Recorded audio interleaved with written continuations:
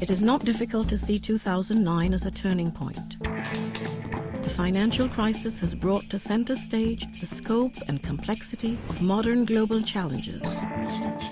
We must respond with a different kind of thinking that will take us finally and firmly into the new millennium. We can no longer look at information in isolation. We cannot talk about an economic crisis, for instance, without acknowledging its long-term impact on health and education, even in far-flung rural areas. Likewise, when parents pull their young girls out of school, which often happens when times get tough, there will be serious impacts on a country's future economy. It is more important than ever to collate information across sectors to better understand these interrelationships. Technology makes it possible, and the future of development is at stake.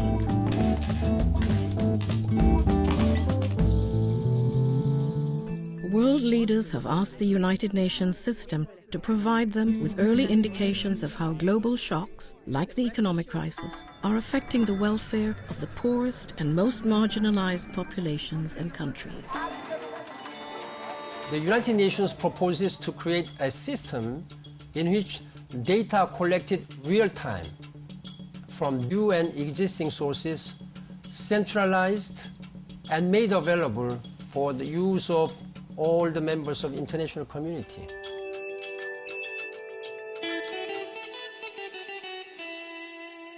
Data will be collected and sent via increasingly innovative means.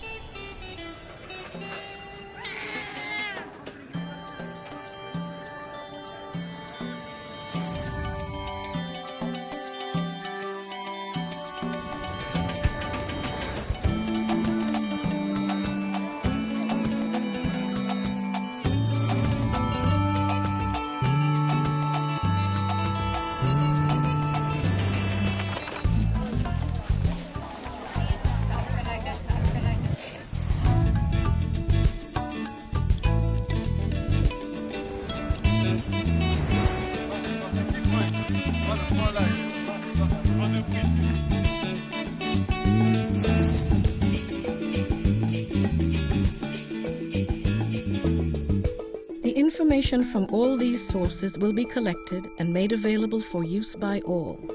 The United Nations Secretary General will do his part by raising red flags when there are significant shifts in the welfare of the most vulnerable. The data provided by the Global Impact and Vulnerability Alert System will provide information allowing world leaders to make decisions more quickly. We live in a fast-moving world where every moment delayed has a cost.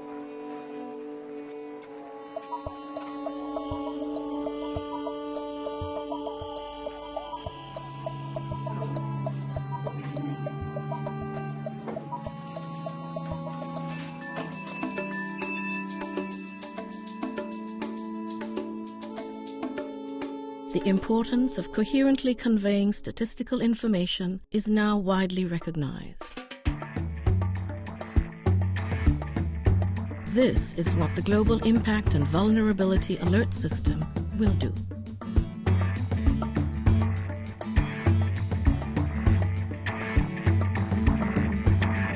We might look at the impact of the current economic crisis on a specific region. Two pieces of data get us started.